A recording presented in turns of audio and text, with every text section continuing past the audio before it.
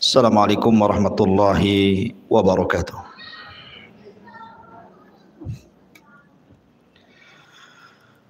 Alhamdulillah wassalatu wassalamu ala Rasulillah wa ala alihi wa sahbihi wa mawalah wa la hawla wa la quwata illa billahi wa ba'du. Qala Allahu azza wa jalla ya ayyuhalladzina amanu taqullaha haqqa tuqatih wa la tamutunna illa wa antum muslimun. Wa qala sallallahu alaihi wasallam man salaka tariqan yaltamisu fihi ilma sahhalallahu bihi tariqan ilal jannah.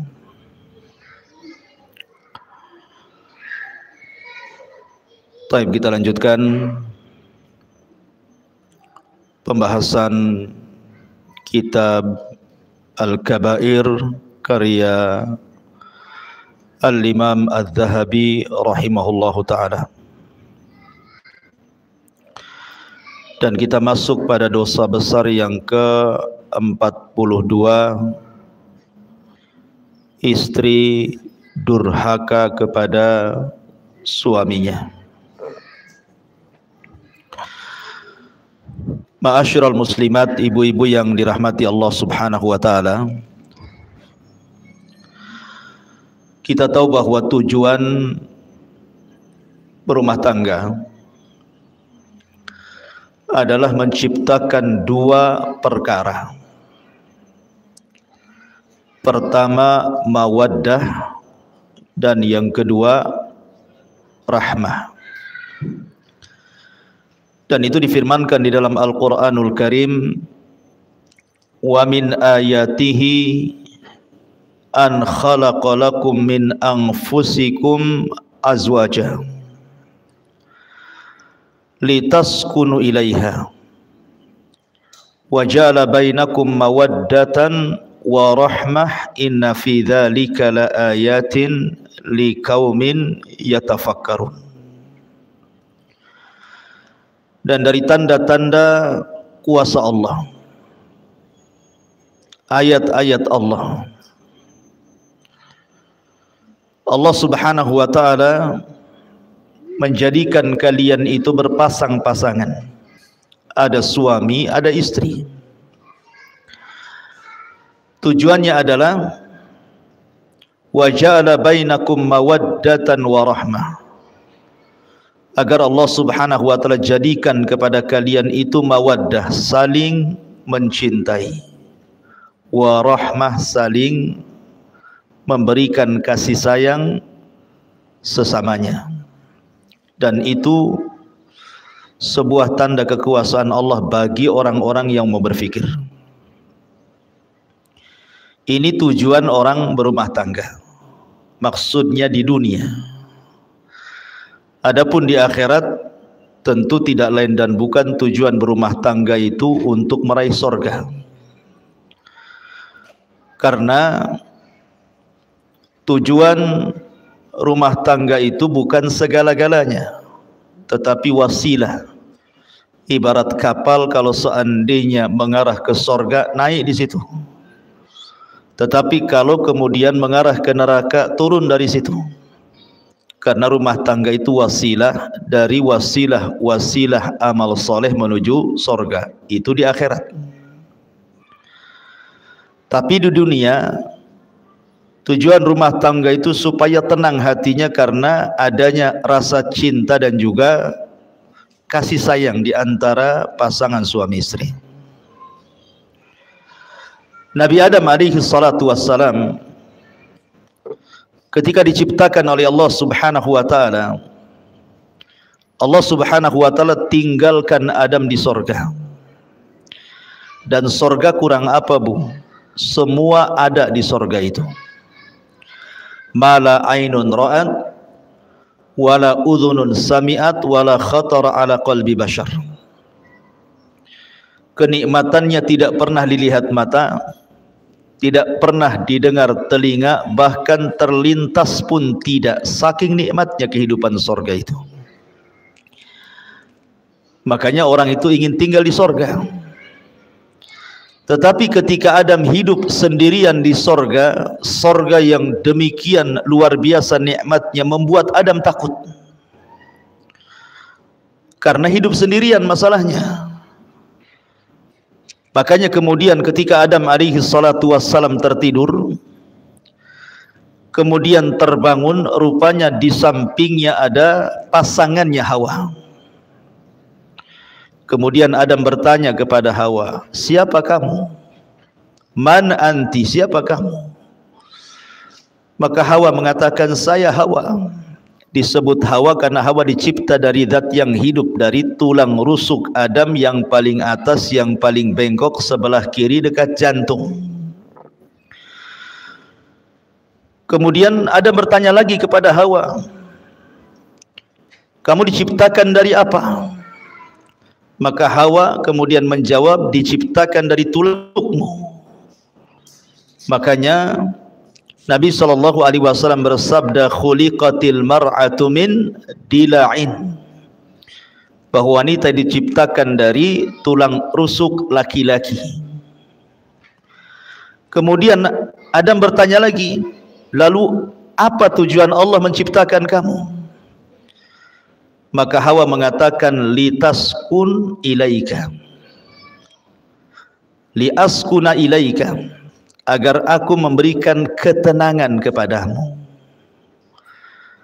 Dari sini Allah Subhanahu wa taala berfirman, wa ja'ala bainakum mawaddatan wa rahmah wa min ayatihi an khalaqa lakum min anfusikum azwaja litaskunu ilaiha wa ja'ala bainakum mawaddatan wa rahmah wa min ayatihi, dan dari tanda-tanda ayat-ayat Allah, Allah menjadikan kalian berpasangan, litaskunu, supaya memberikan ketenangan, Bu.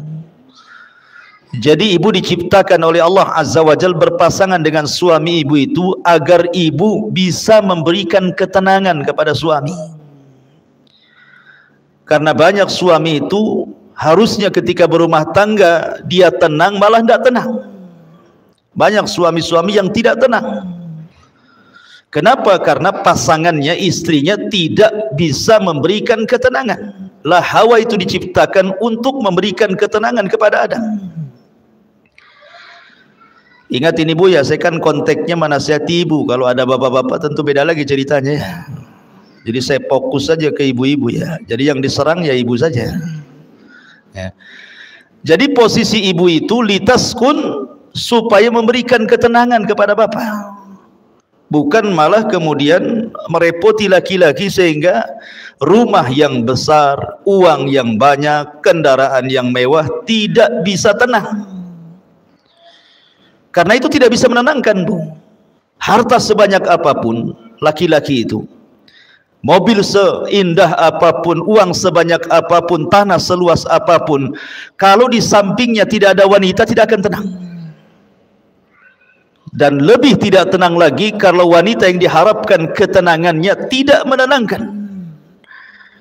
Makanya posisi ibu itu harusnya memberikan ketenangan. Jangan sampai kemudian menjadikan suami tidak tenang. Apa yang harus dilakukan oleh ibu? Wa ja'ala bainakum mawaddatan wa rahmah. Coba ciptakan rasa cinta. Macam mana suami cinta dengan saya, macam mana suami sayang dengan saya. Itu kan rahasianya ada di ibu, tidak perlu diajarkan.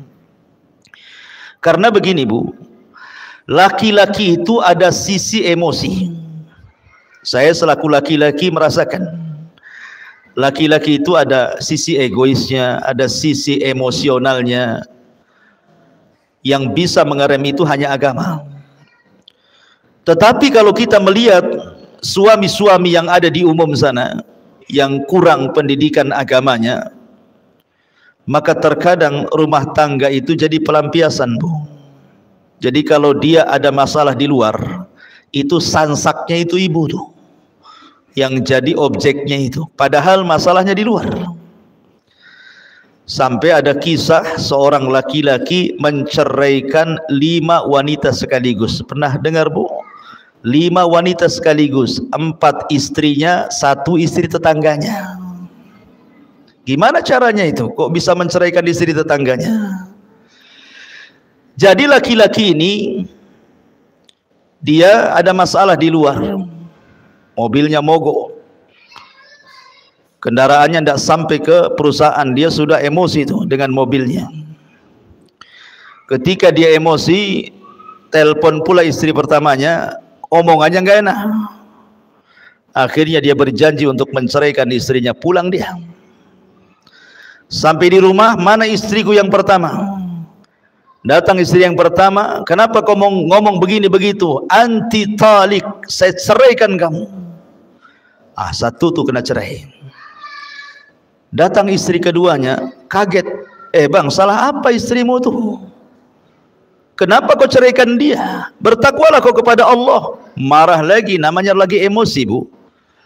Dipanas-panasi makin emosi. Oh, kalau gitu kau ceraikan juga kau, katanya. 2 lah diceraikan.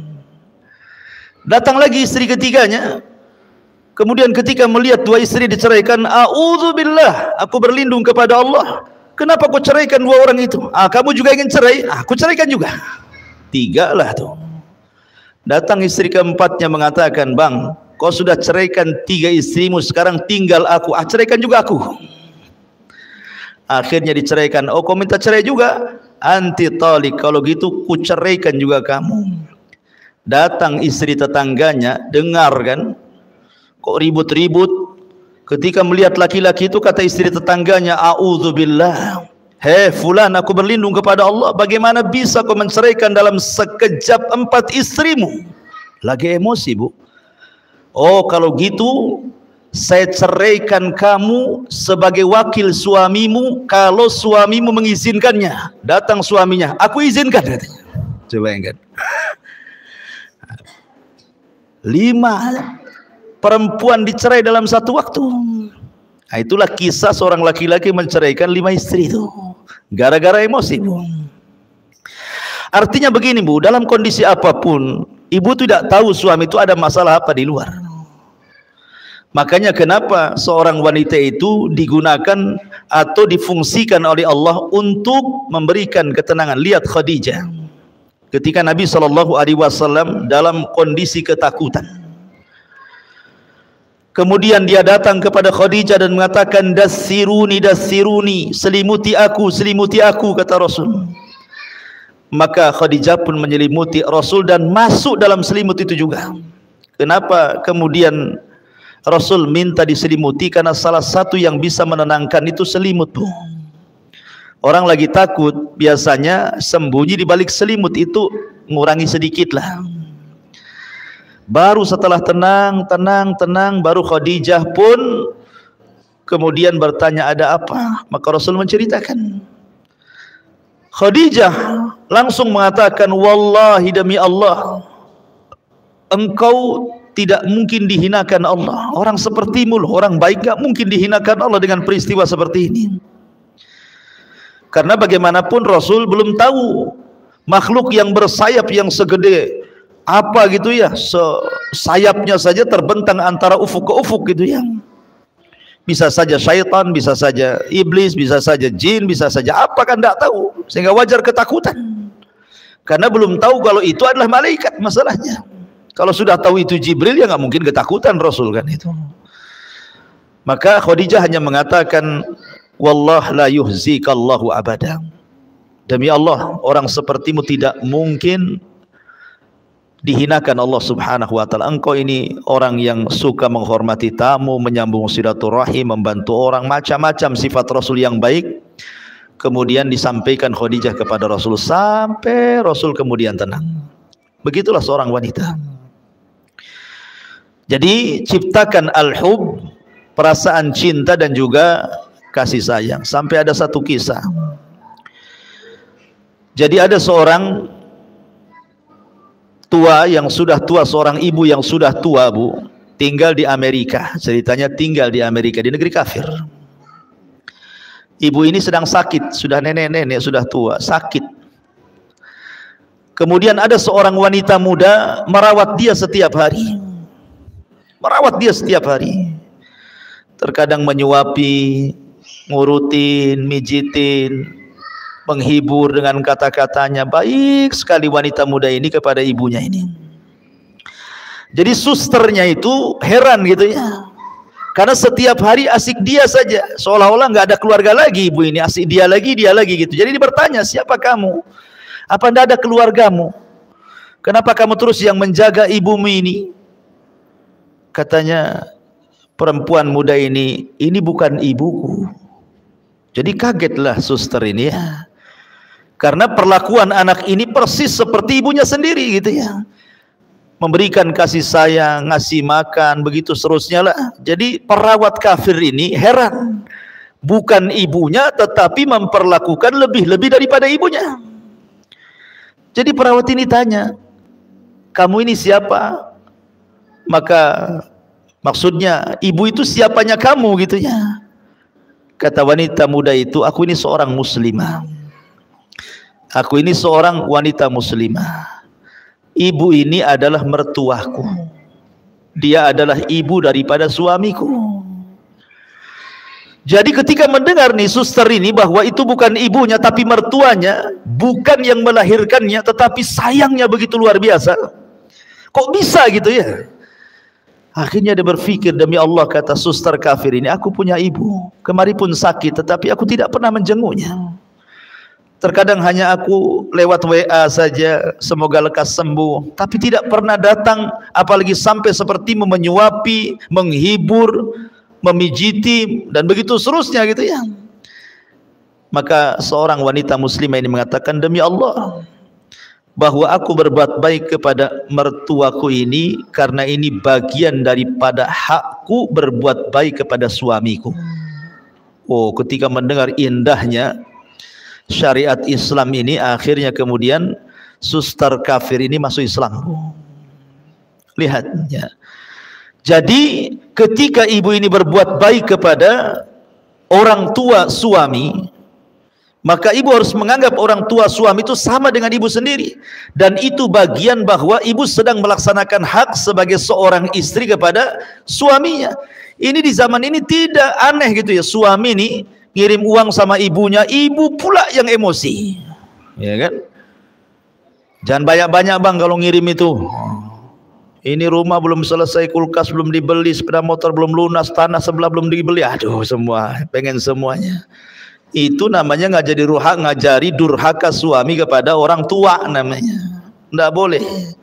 Yang ada ibu menjadikan mertua itu sama sayangnya dengan kepada ibu sendiri. Itu yang harus dilakukan sebagai hak seorang istri kepada suami ya. Ma'asyiral muslimat, ibu-ibu yang dimuliakan Allah subhanahu wa ta'ala. Makanya juga ada satu kisah nanti kita sebelum masuk, kisah luar biasa ini ibu. Jadi satu sisi ini seorang wanita percontohan kepada ibu-ibu yang lainnya ya. Ada satu kisah saya baca dalam kitab, lupa kitabnya, tapi ini kisah nyata gitu ya. Jadi ada seorang wanita muslimah, akhlaknya baik sekali, sayang dengan suaminya, cinta dengan suaminya, pokoknya luar biasa. Dia tidak pernah mengecewakan suaminya, tidak pernah kata-katanya menyakiti suaminya. Dia berusaha tidak ada pertengkaran dalam rumah tangganya. Satu hari pun tidak pernah bertengkar dia. Jadi ada feedback, karena istrinya juga baik, apalah yang kurang dari istriku. Tetapi yang kurang dari istrinya adalah istrinya tidak bisa melahirkan. Istrinya mandul, tidak bisa punya anak. Padahal yang namanya seorang orang tua, kalau anaknya meninggal itu kan diharapkan punya cucu bu ya. Tetapi ketika anaknya tahu tidak punya anak, kan kadang-kadang orang tua itu sedih. Tetapi karena istrinya ini memang betul-betul baik pada suaminya, dan suami juga sayang kepada istrinya gitu ya. Jadi istrinya ngomong sama suaminya, bang, baiknya abang nikah lagi saja. Boleh jadi dengan pernikahan kedua ada keturunan, supaya ada yang meneruskan generasi abang. Tapi abangnya tidak mau. Demi Allah, apalah yang ada di dunia ini sudah cukup ada padamu. Akhirnya kemudian didesak-desak suruh kawin lagi, tetap tidak mau. Ini hanya berlaku kepada kisah ini Bu ya. Kalau ibu ngomong sama suami gitu, wah langsung besok kawin lagi itu. Ya, jadi ini maksudnya ini betul-betul sayangnya suami kepada istri seperti itu. Karena istri pandai mengambil sayang suami. Sampai akhirnya Allah takdirkan istrinya ini diponis kanker. Kanker rahim. Dan kata dokter usianya tidak akan lama. Paling lambat 1 bulan. Dia akan mati. Jadi istrinya ngomong sama abangnya, nih bang, tengok dokter sudah mengatakan bahwa usiaku tidak akan sampai 1 bulan. Sebaiknya abang menikahlah, biar aku bisa menyaksikan pernikahan itu. Akhirnya kemudian suaminya tetap nggak mau. Bahkan dia ketika istrinya dirawat di rumah sakit itu, dia tinggalkan semua pekerjaannya. Dia duduk di samping istrinya, kemudian merawat istri, semua pekerjaan dibawa ke rumah sakit. Sampai betul prediksi dokter, belum 1 bulan istrinya menghembuskan napas terakhir. Betapa sedihnya seorang suami kalau yang dicintainya itu meninggal seperti itu. Lihat Nabi, 1 tahun meninggal Khadijah itu tidak bisa menghapus kesedihannya. Karena cintanya Rasul kepada Khadijah. Jadi setelah istrinya meninggal dunia, beberapa waktu setelahnya pembantunya datang membawa surat, dan pembantunya mengatakan, Pak, ini surat dari istri Bapak semasa hidup, saya dilarang memberikannya kecuali setelah wafatnya, dan ini juga ada kado pemberian dari istri Bapak, katanya. Ada surat dan ada kado. Rupanya setelah dilihat kadonya hanya cermin biasa untuk mengaca. Kemudian dia menitip surat, dan isi suratnya dia memohon, Bang, ketika aku di dunia aku memaksa engkau berpoligami supaya punya anak, abang tidak mau. Saya paham, boleh jadi abang takut saya cemburu. Tetapi apalah cemburu sekarang, istrimu sudah meninggal dunia. Tidak mungkin orang di kuburan akan cemburu kepada orang yang di atas kuburan. Tolonglah menikah bang. Kalau abang cinta dengan aku, kalau dia punya anak perempuan, kasih nama anak itu diriku, supaya menunjukkan bahwa sayang itu sampai ke kuburan, katanya. Luar biasa Bu ya kisah ini. Kayak sinetron aja Ustaz. Enak kali kalau punya kisah kayak gini ya. Tapi tidak mustahil kok bisa dilakukan seperti ini kalau istri itu pandai menciptakan mawaddah warahmah. Lah salah satu Bu yang meretakkan rumah tangga, salah satunya yang meretakkan rumah tangga dan hilangnya mawaddah dan rahmah adalah durhakanya istri kepada suami. Apa itu? Ini kita akan bahas dalam kitab ini. Allah Subhanahu wa taala berfirman, "Wallati takhafuna nusuzahunna fa'idhuhunna wahjuruhunna fil madhaji' wadribuhunna fa in ata'nakum fala tabghu 'alaihinna sabila innallaha kana 'aliyan kabira." Perempuan-perempuan yang kamu khawatirkan akan nusuz. Nusuz itu selingkuh, melakukan perbuatan-perbuatan keji dalam rumah tangga. Tidak mesti selingkuh beneran dengan laki-laki, tidak. Bisa saja dia melawan dengan kata-katanya, bisa saja melawan dengan perbuatannya sehingga menjadikan suami marah dan emosi. Maka tugas suami fa'idhuhunna, pertama memberikan nasihat kepada istrinya. Wahjuruhunna fil madhaji, tidak bisa diberikan nasihat, pisah ranjang. Kalau wanita berakal, ketika suaminya saja tidak mau menyentuhnya, itu sudah sakit hati Bu.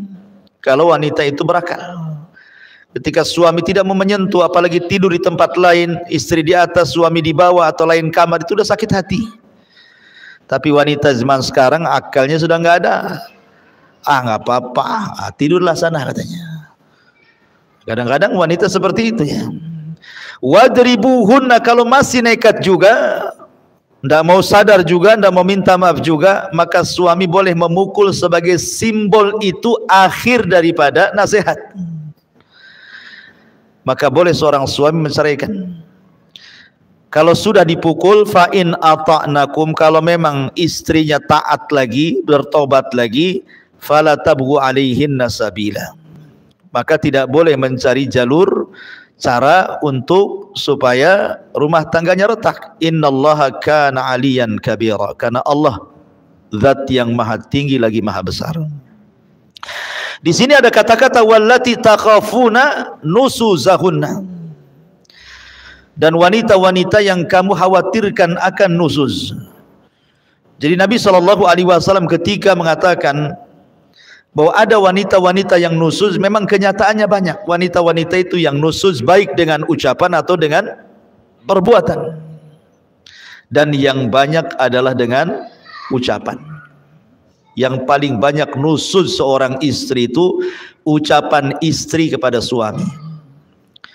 Makanya ketika Nabi SAW diperlihatkan tentang neraka, apa kata Rasulullah? Ittala'tun narah, aku diperlihatkan neraka, kata Rasul.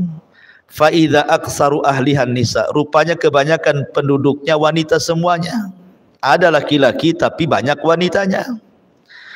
Kemudian sahabat bertanya, apakah mereka kufur kepada Allah? Maksudnya tidak salat, tidak puasa, tidak zakat, tidak ibadah, tidak baca Quran gitu ya. Kata Rasul, tidak, mereka rajin salat, sebagian mereka rajin puasa, sebagian mereka rajin sedekah, sebagian mereka rajin ibadah. Pokoknya hak dia dengan Allah tidak dikurangi. Lalu kenapa mereka bisa masuk neraka? Maka Rasul mengatakan walakinnahunna yakfurnal ashir, karena mereka wanita itu suka kufur dengan suami dengan kata-katanya. Ingat, di sini dengan kata-katanya. Karena biasanya lisan kalau nyakiti orang lebih berpengaruh dibandingkan yang lainnya. Kemudian Nabi SAW ditanya gitu ya, bagaimana bentuk kufurnya? Maka bentuk kufurnya adalah apabila seorang suami banyak melakukan kebaikan kepada ibu, kemudian ada kesalahan satu kali, tiba-tiba ibu mengatakan, engkau belum pernah berbuat apa-apa kepada saya. Abang ini sebenarnya tidak cinta sama saya. Abang ini tidak pernah memberikan perhatian. Abang ini begini-begini. Intinya bahwa menghapus semua kebaikannya. Harusnya seorang istri sebelum ngomong yang nyelekit kepada suami itu, la yafruku mu'minun mu'minatan. Baik seorang istri memandang suami, suami memandang istri, sebelum mengeluarkan kata-kata itu Bu, timbang pasangannya itu. Baiknya seberapa, buruknya seberapa. Kalau seandainya keburukannya hanya 30%, kebaikannya 70%, lalu kenapa kemudian ibu ngomong seperti itu? Itulah yang disebut dengan insaf dalam rumah tangga namanya. Insaf dalam rumah tangga itu sebelum ngomong, timbang-timbang dulu. Suami ini lebih banyak baiknya atau lebih banyak buruknya gitu loh. Supaya seimbang rumah tangga, dan disitulah kemudian suami akan tenang karena ibu yang memberikan ketenangan. Lah di sini Nabi SAW mempertegas lagi apa yang dimaksud nusuz di sini. Nabi mengatakan, idza da'ar rajulu imra'atahu ila firashihi falam ta'tihi fabata ghadbana 'alaiha la'anathal malaikatu hatta tusbiha. Apabila seorang suami mengajak istrinya ke tempat tidur, tetapi sang istri menolaknya, sehingga sang suami marah-marah sepanjang malamnya dongkol, maka para malaikat akan melaknat ibu tersebut atau istri tersebut sampai datang waktu subuh. Subhanallah. Di dalam hadis Bu, ada yang mengatakan apa? Idza tazawwaja ahadukum faqad istakmala nisfa dini. Apabila seorang itu menikah, berarti seseorang sudah mendapatkan separuh agama, kan gitu ya. Ibu dapat separuh agama, bapak pun dapat separuh agama. Apa yang dimaksud separuh di sini? Separuh agama yang dimaksud dalam rumah tangga adalah kebutuhan biologis. Ya Ibu ya. Jadi separuh agama itu artinya kebutuhan biologis. Karena kalau orang tidak berpasangan, tidak punya istri, atau tidak punya suami cenderung maksiat kepada Allah Azza wa Jalla. Cenderung maksiat kepada Allah Azza wa Jalla, berzina, zina mata, zina telinga, zina pikiran, bahkan terkadang dibenarkan dengan zina kemaluan gitu ya. Tetapi ketika kemudian seseorang menikah, semua terjaga. Dari sinilah makanya apabila seorang wanita atau laki-laki kemudian menikah, maka separuh agama sudah ibu dapati dan separuh agama suami sudah dapati. Kenapa? Karena sudah terpenuhi hajat biologisnya, sudah terpenuhi ya. Jadi separuh agama itu adalah hubungan suami istri. Makanya kalau seandainya seorang wanita kemudian diminta oleh suaminya kok menolak gitu kan, makanya kenapa syariat Islam itu sampai betul-betul mengutuk wanita itu, sampai diutus malaikat yang khusus melaknat. Jadi ada malaikat-malaikat tubuh yang diutus oleh Allah, dia kerjanya yang laknat saja, melaknat orang. Dia nggak ada lagi kerjanya malaikat itu. Dia tugasnya hanya melaknat, mengutuk. Nah itu saja. Dan salah satu malaikat itu yang suka melaknat dan mengutuk itu akan mencari ibu-ibu di malam hari. Siapa yang suaminya dongkol gara-gara ibu, siapa yang suaminya marah gara-gara ibu, gara-gara hubungan ranjang, maka malaikat itu akan terus mengutuk-ngutuk ibu walaupun ibu sedang tidur sampai subuh. Bayangkan kalau Allah takdirkan ibu tidak bangun lagi tuh. Ibu meninggal dunia sementara sedang dikutuk-kutuk malaikat, apa jadinya tuh? Ya. Makanya di sini kenapa kemudian Imam Zahabi rahimahullahu taala memasukkan durhaka kepada istri dalam bab hubungan suami istri yang khusus itu bagian daripada dosa besar. Dalam riwayat yang lain, idza batatil mar'atu hajiratu firasha zawjiha la'anathal malaikatu. Apabila sang istri semalam menjauhi tempat tidur suaminya, maka para malaikat akan melaknatnya. Maksudnya kalimat menjauhi ini Bu, bisa secara hissi, bisa secara maknawi. Secara hissi, ibu pindah ranjang ya, dengan alasan apalah, tidak mau tidur sama suaminya, itu secara hissi. Secara maknawi gitu ya, suami tidak tertarik sama ibu ya. Ya maaf, mungkin kadang suami tidak suka dengan istri, mungkin ngoroknya keras gitu kan. Ada istri itu ngoroknya 1 kilo kedengaran, kok gitu kan. Suaminya baru datang capek-capek, harusnya itu kan istri kan di rumah nggak ngapa-ngapain, ya kerja juga sama. Kalau bisa itu kalau tahu memang ibu tukang ngorok, biarkanlah suami tidur dulu kan itu ya, baru ibu tidur. Sebab kalau ibu tidur dulu udah suami capek kena ngorok ibu, kan double tuh ya capeknya itu kan, dongkol di perusahaan, dongkol pula sama ibu ya. Artinya ada menjauh secara maknawi, atau mungkin dandanan ibu kurang menarik gitu ya, sehingga kemudian suami ini tidak suka, malas tengok ibu. Habis di jalan dia nengok perempuan-perempuan seksi, sampai di rumah pula ibunya malah menggunakan pakaian-pakaian nggak jelas, atau malas dandan, badannya ndak wangi, pokoknya nggak selera lah ibaratnya gitu ya. Itu juga maknanya menjauh secara maknawi tuh. Kalau hissi jelas-jelas ya, umpamanya tidur di bawah aja lah kan gitu ya. Tapi secara maknawi, secara maknawi ini yang banyak ini biasanya ya, karena seolah-olah karena sudah rumah tangga lama, anak sudah 3, 4 gitu, suami tidak mungkin ini juga asal-asalan, tidak begitu Bu. Nabi SAW itu ketika menikah dengan Aisyah radhiyallahu anha sudah tua gitu ya, dan sebagian istri Rasul juga banyak yang sudah tua, tapi mereka mencontohkan bagaimana menjadi seorang istri Nabi dan akan dicontoh oleh istri-istri umat Nabi SAW sampai hari ini. Maka bahagiakan suami. Kemudian Rasul juga mengatakan, walladzi nafsi biyadi ma min rajulin yad'u imra'atahu ila firashiha fata'ba alaihi illa kana alladhi fis sama'i sakhitan 'alaiha hatta yarda anha zawjuha. Demi zat yang jiwaku berada di tangannya, Ketika ada seorang suami mengajak istrinya ke tempat tidur tetapi sang istri mengabaikannya, maka zat yang ada di langit akan murka kepada wanita tersebut sampai suaminya ridha kepadanya. Bayangkan zat yang ada di langit. Siapa? Allah.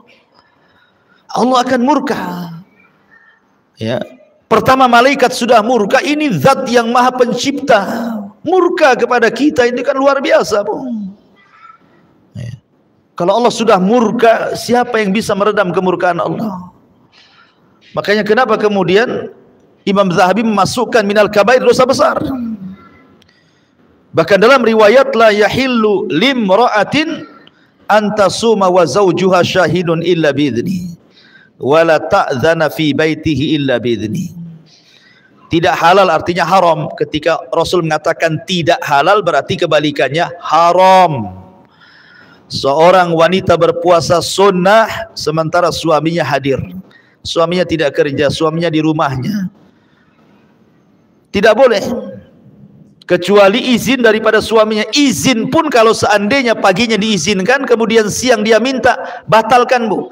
Bagaimanapun melayani suami hukumnya wajib, tapi puasa sunnah ya sunnah. Al wajib muqaddam ala sunnah. Yang wajib lebih diutamakan dibandingkan yang sunnah.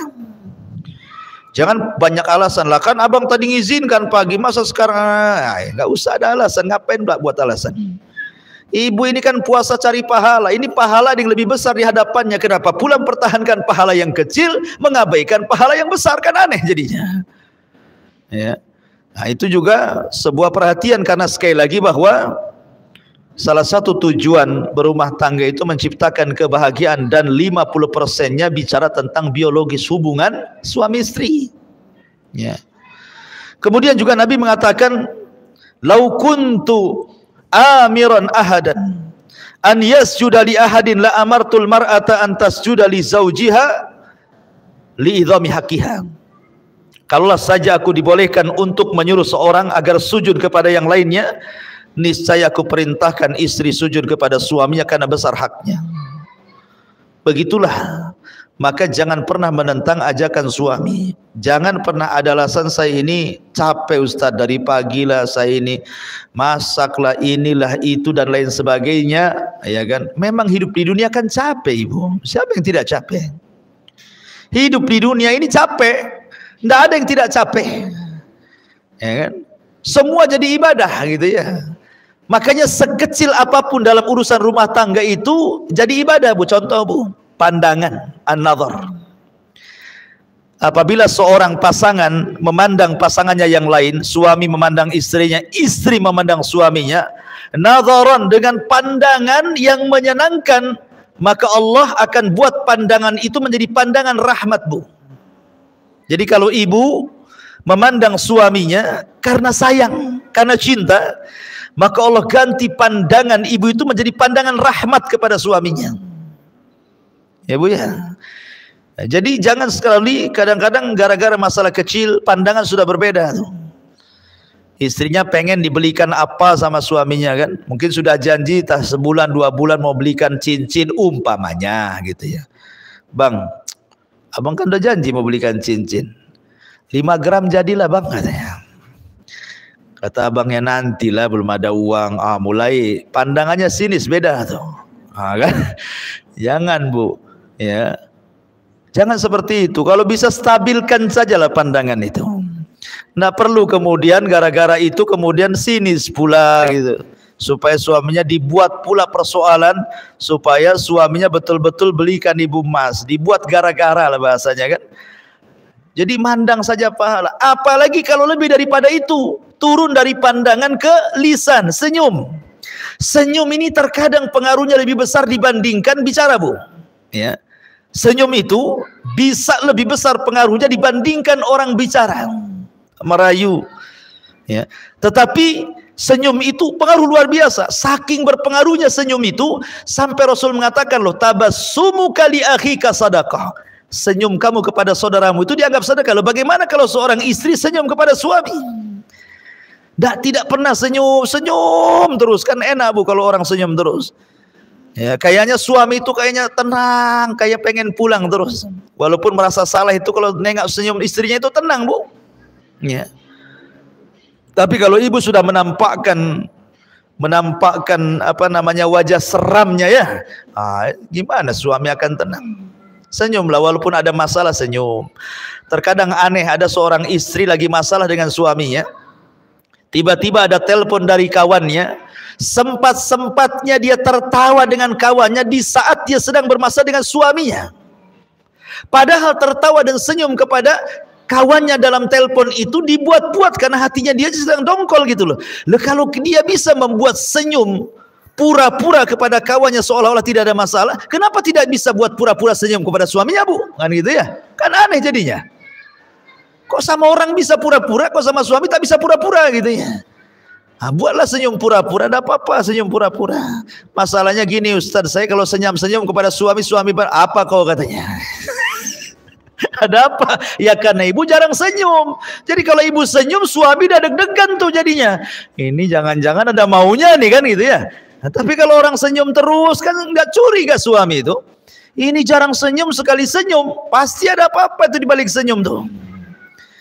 Makanya apalagi kalau tambah daripada pandangan senyum sampai kepada kata-kata, sampai kepada perbuatan.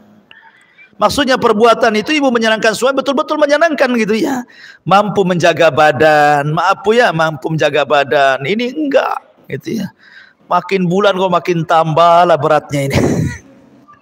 Timbangannya sampai jarumnya nggak ada lagi angkanya. Ya. Jadi jagalah penampilan, jaga pakaian, jaga semuanya. Nggak masalah, saya sudah tua Ustaz. Nggak ada agama itu, nggak ada tua, nggak ada muda. Ya. Agama itu semua sama ya, mau tua, mau muda, mau baru kawin, mau sudah lama kawin, semua sama. Karena inti rumah tangga itu adalah mencari redha. Sementara suami itu ibaratnya ibu bagi suami. Kalau keredhaan Allah itu di tangan seorang ibu bagi suami, maka keredhaan Allah bagi istri ada di tangan suami. Mana dalilnya? Lihat hadis selanjutnya. Ungduri aina anti minhu fa innahu jannatuki wa naru. Berkata Aman bin Muhsan, aku pernah menceritakan suamiku kepada Nabi SAW. Lalu dia mengatakan, kata Nabi SAW ketika dia mengatakan, bagaimana kondisimu dengan suamimu? Kata wanita ini, aku sudah berusaha keras membahagiakan suamiku kecuali apa yang aku tidak sanggup, kata wanita ini. Maka Rasul bersabda, lihatlah di mana posisimu di hadapan suamimu. Karena suamimu bisa menjadi sorgamu dan juga bisa menjadi nerakamu. Jadi yang menentukan sorga dan neraka seorang anak wanita itu, istri itu adalah suaminya, beda dengan suami. Kalau suami yang menentukan sorga dan neraka ibunya, orang tuanya, karena haknya lebih besar dibandingkan kepada istri dan anaknya. Beda dengan istri, ya kan? Kalau istri yang lebih berhak kepada suami.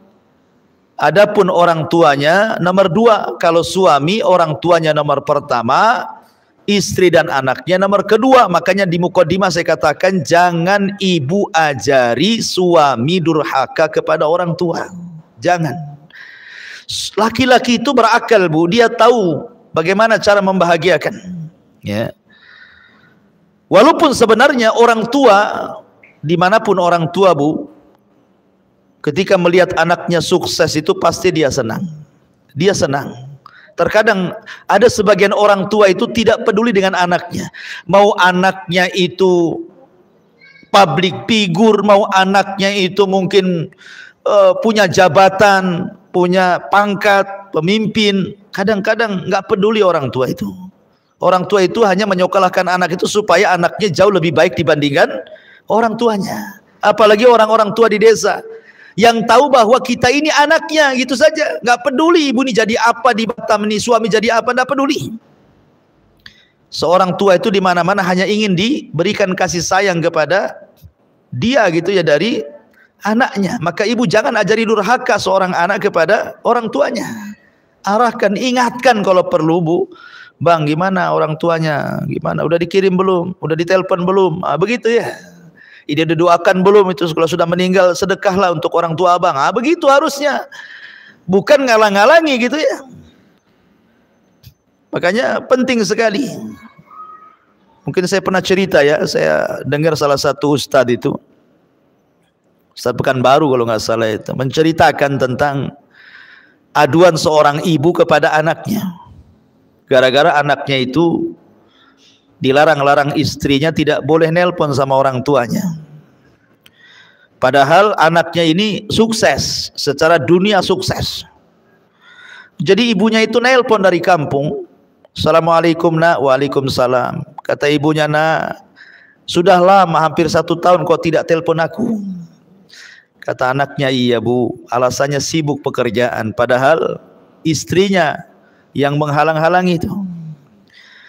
Kemudian ibunya yang mengatakan, ya sudah, yang penting kau sehat-sehatlah di situ dengan anak binimu. Kemudian 2 bulan selang ibunya telepon lagi, dengar berita bahwa anaknya bisa beli mobil. Oh, senanglah ibunya. Dia mengatakan, nah saya dengar kau beli mobil bagus. Kata anaknya, ya alhamdulillah, kau pandai menyenangkan anak istrimu. Lihat, orang tua itu di mana-mana. Kalau dia berakal bu, ketika suaminya bisa menyenangkan anak istrinya, itu senang dia. Ya, beda dengan seorang istri apabila seorang suami menyenangkan orang tuanya, tidak senang. Ada istri yang kayak gitu tuh, tidak senang. Tapi kalau orang tua, kalau seorang suami sendiri menyenangkan keluarganya, senang dia. Kenapa? Punya anak yang bertanggung jawab. Kemudian ditelepon lagi gitu kan, nah saya dengar kau punya baru beli rumah gitu ya. Alhamdulillah, kau pandai bertanggung jawab. Akhirnya sampai kepada ceritanya mengagetkan karena rupanya istrinya ini suka dengan binatang, suka dengan anjing pula istrinya itu. Jadi suaminya belikan anjing lah, tak tanggung-tanggung, harganya 40 juta, beli dari Belanda lagi. Wah, banyak kali tuh, beli anjing saja 40 juta, impor lagi dari Belanda. Akhirnya terdengar sama ibunya, teleponlah ibunya. Nah, apa benar kau beli anjing 40 juta dari Belanda? Kata anaknya, betul bu. Dia nutup-nutupi istrinya. Kata ibunya, dengarkan nak, ini wasiat ibu terakhir kali ya. Kau beli anjing harga 40 juta. Kau buat tempat yang indah untuk anjingmu. Kau beli makan untuk anjingmu pagi, siang, sore, malam. Kau rawat anjingmu pagi, siang, sore, malam. Demi Allah nak, kalau seandainya Allah subhanahu wa ta'ala wafatkan ibumu ini, kemudian Allah ciptakan kembali ke dunia, demi Allah, ibu tidak mau tercipta menjadi seorang manusia, hanya ingin tercipta menjadi seekor anjing supaya ibu bisa melihatmu. Oh, bayangkan. Saking sakit hatinya seorang ibu itu. Ya, padahal doa seorang ibu itu 1 kali saja bu. 1 kali saja seorang ibu itu berdoa, kata Imam Syafi'i, itu sudah cukup. Bisa membahagiakan rumah tangga anaknya. Tapi orang tua hari ini banyak mendoakan kebaikan orang tua, bukan hanya sekali, tapi tidak diijabah oleh Allah. Kenapa? Karena anak terlampau banyak menyakiti orang tuanya, sehingga doanya tidak diijabah. Padahal yang namanya orang tua kandung itu cuma 1 bu, ayah kandung pun cuma 1. Nggak ada ibu kandung, ayah kandung kedua, itu nggak ada ceritanya. Artinya bahwa kalau masih hidup dan dekat, kunjungi, ajak suaminya. Kalau jauh, telepon, seringlah telepon. Kalau memang sudah meninggal, ajak ke kuburannya, ziarah, kemudian berdoa, bersedekah, kan begitu. Lah harusnya istri mendorong-dorong suaminya untuk melakukan seperti itu. Kemudian Rasul mengatakan, la yanzurullah ila imra'atin la tashkuru li zawjiha wa hiya la tastaghni anhu. Allah tidak akan melihat kepada seorang istri yang tidak bersyukur kepada suaminya sedangkan ia masih membutuhkan suaminya. Dia butuh suaminya tapi dia tidak sayang. Ini wanita terlaknat kan ini. Dan yang terakhir, man kharajat min baiti zawjiha la'anathal malaikatu hatta tarji'a aw tahtub. Barang siapa seorang istri yang keluar dari rumah suaminya tanpa izin suami, maka para malaikat akan melaknat hingga dia kembali atau bertobat. Banyak istri gara-gara bertengkar dengan suami dia nggak sabar, akhirnya ditinggalkan suaminya pulang ke rumah orang tuanya. Itu kan banyak tuh kasus-kasus kayak gitu, Bu ya. Dia tidak baca hadis ini. Ya, Allah laknat. Kalau ada permasalahan dengan suami, maka cobalah cari solusi berdua. Kalau tidak sanggup, maka libatkan keluarga, atau mungkin ustad-ustad, atau mungkin wejangan-wejangan dari tokoh-tokoh yang mungkin dekat dengan suami, atau bisa mendamaikan, atau bisa menenangkan. Yang jelas jangan terburu-buru keluar, apalagi tanpa izin suami. Itu ada masalah. Tidak ada masalah saja tetap dilaknat. Makanya biasakan, Bu, keluar ke tetangga saja, izin sama suami, walaupun suami lagi kerja, WA lah gitu, bang saya mau ke rumah tetangga gitu ya, minta izin, apa salahnya? Apalagi jauh, apalagi ada masalah ya. Maka ini harus diperhatikan dosa besar yang seperti ini, karena bagaimanapun itu penentu surga dan neraka ibu di hadapan suami. Wallahu a'lam bishawab. Ini yang bisa sampaikan, mudah-mudahan ada manfaatnya. Atau mungkin ada pertanyaan, silahkan kita buka tanya jawab.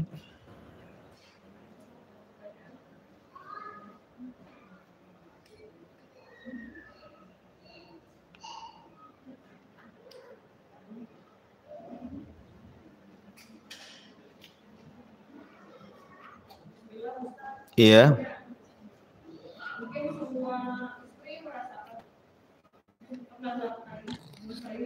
Iya.